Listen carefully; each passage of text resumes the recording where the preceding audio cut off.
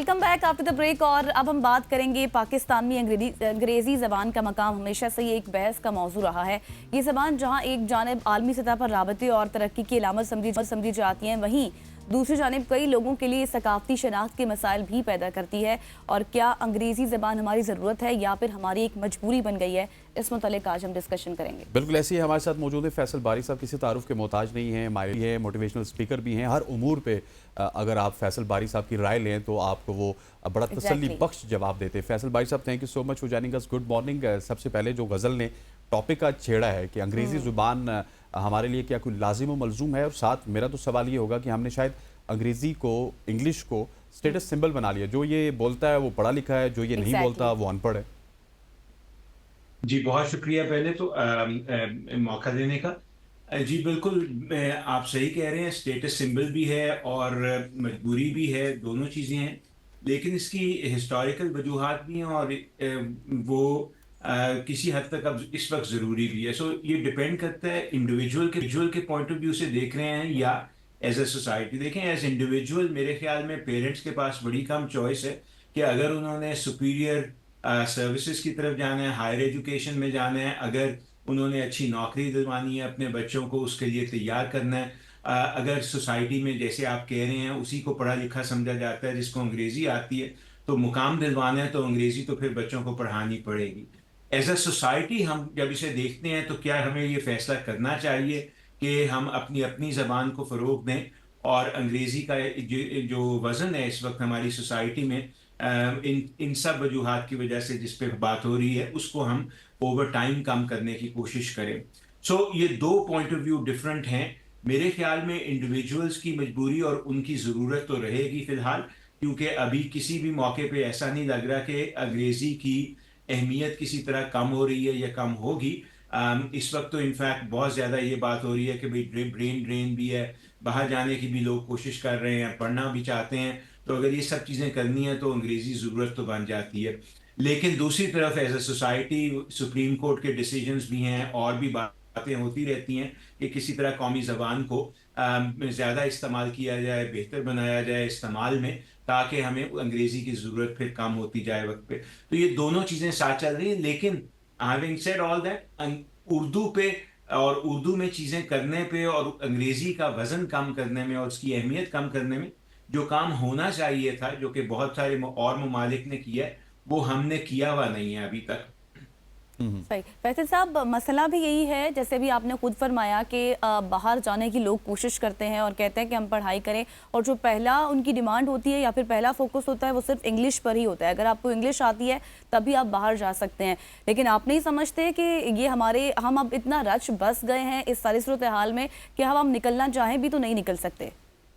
जी, मेरे ख्याल में बहुत मुश्किल। अच्छा, इसमें अब 2-3 बातें समझने वाली मेरे ख्याल में है। एक तो ये कि हम अपने स्कूलों में अंग्रेज़ी ही नहीं, उर्दू भी बहुत बुरे तरीके से पढ़ा रहे हैं। अगर आप कोई भी रिज़ल्ट देखें मैट्रिक के, बाकी जो रिज़ल्ट्स आ रहे हैं, जो सीएसएस के भी देखें, बाकी भी देखें, जहाँ भी उर्दू का इस्तेमाल होता है, वहाँ भी ये शिकायत सुनने में आती है कि उर्दू भी अच्छी नहीं पढ़ाई जा रही। जी, और ये सिर्फ़ उनको अंग्रेज़ी मीडियम स्कूलों की मैं बात नहीं कर रहा कि वहाँ उर्दू नहीं, लेकिन ज़्यादातर स्कूल चाहे वो सरकारी हों या लो फी जिन्हें स्कूल कहा जाता है, वहाँ पे भी उर्दू और अंग्रेज़ी दोनों।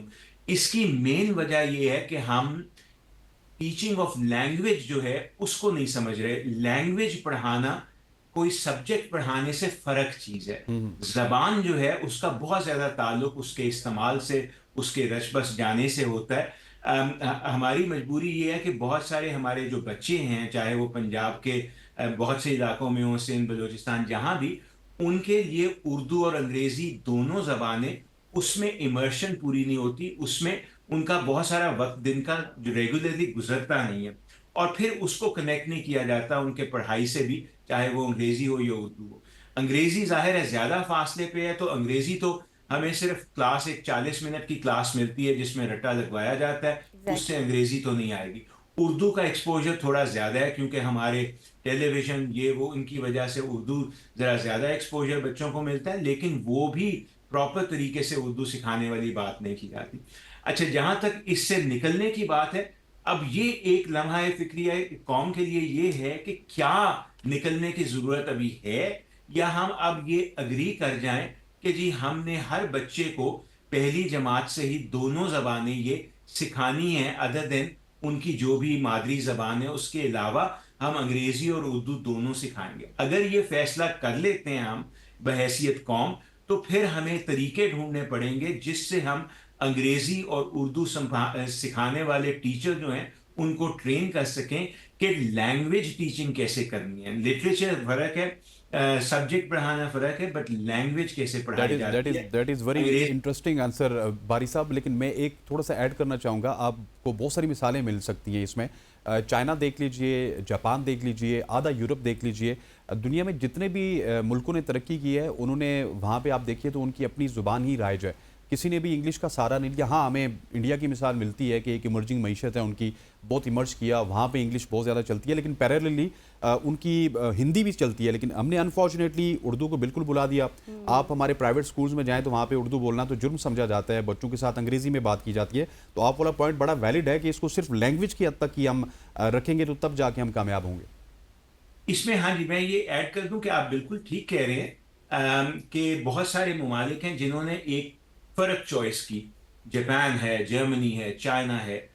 वो अंग्रेज़ी ज़रूर सिखाते हैं लेकिन बहुत सारी चीज़ें अपनी ज़बान में बड़ी एंड तक लेके जाते हैं और बहुत तरक्की की है उन्होंने। लेकिन उसके लिए फिर काफ़ी मेहनत चाहिए अपनी ज़बान में चीज़ें डेवलप करने के लिए, उर्दू में वो हम नहीं कर पाए अभी तक। तो अगर आज हम चाहें कि जी हम मसलन जितना मैं इकोनॉमिक्स और फ़लसफ़ा पढ़ाता हूँ कि अगर फ़लसफ़ा और इकोनॉमिक्स का सारा लिटरेचर हम उर्दू में ले आएँ, जो कि आप टर्की में भी देखेंगे, बहुत ट्रांसलेशन, बहुत बड़ा एक काम है जो वो करते हैं टर्किश में ट्रांसलेशन, हर किताब मिल जाती है आपको।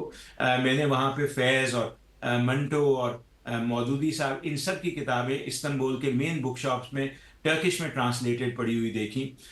तो वो काम जो हमें फिर उर्दू में करना पड़ेगा, वो किसी वक्त तो शुरू करना पड़ेगा ना, इससे पहले कि हम हर चीज़ उर्दू में ले जाएं। एक चीज़ ये है। दूसरा इसका ये साइड है कि क्या वो एफर्ट अब करना ज़रूरी है, या हम ये करें कि भाई अब मान लें कि हाँ अंग्रेज़ी और उर्दू दोनों साथ साथ चलेंगी और इन दोनों में हमें प्रोफिशिएंसी अपने बच्चों की डेवलप करनी चाहिए और करनी पड़ेगी। सो ये एक फैसला है। मैं ये नहीं कह रहा आप ये करें या ये करें। मेरी इस वक्त मैं एक शख्स हूँ, मेरी रिकमेंडेशन क्या होगी, लेकिन एज अ कॉम हमें ये फैसला करना पड़ेगा, वरना वो आधा तीतर आधा बटेर, फैसला आपने भी कहा ना, इश्क किया ना काम किया, दोनों को अधूरा छोड़ दिया। तो हम ये दोनों को अधूरा छोड़ रहे हैं, जिसकी वजह से ना उर्दू आती है ना अंग्रेजी आती है, और किसी में भी बच्चा जो है प्रोफिशिएंसी पूरी नहीं ले पाता। आखिरी चीज मैं सिर्फ ये इस हवाले से कहूंगा कि देखें, इसमें मादरी जबान को मत भूलिएगा। मादरी जबान की बहुत अहमियत होती है। पहले कुछ साल की एजुकेशन मादरी जबान में होनी चाहिए, साथ उसके आप जो मर्जी जबानें पढ़ाएं, उर्दू, अंग्रेजी, फ्रांसीसी, अरबी, जो भी आपने पढ़ा, और फिर किसी वक्त आप 5वीं 6वीं के बाद या तीसरी चौथी के बाद मीडियम ऑफ इंस्ट्रक्शन उर्दू में ला सकते हैं, या अगर बहुत आपको ख्याल है कि अंग्रेजी होना चाहिए तो अंग्रेजी में। लेकिन हमारे यहाँ एक तरफ हम मादरी जबान, चाहे वो पंजाबी है, पश्तो है, सिंधी है, उसको बहुत निगलेक्ट करते हैं, और दूसरी तरफ हम अपनी कौमी जबान और अंग्रेजी का जो बैलेंस होना चाहिए उसको हमने बहुत खराब किया है। सही, thank you so much. Faisal बारी साहब हमारे साथ मौजूद थे और बता कि किस तरह से हम अब इस रुझान को कम कर सकते हैं, जो इनिशियल स्टेप्स हैं वो क्या होने चाहिए। यहाँ पर वक्त हुआ एक ब्रेक का, will be right back soon.